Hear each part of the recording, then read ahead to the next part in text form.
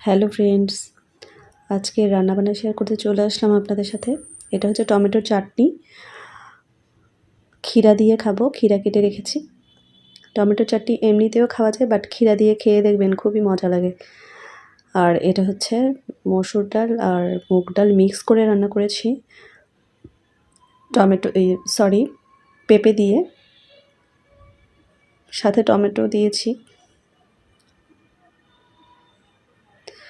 আর এটা হচ্ছে নিরামিষ তরকারি, ঘণ্ট বলে এটাকে।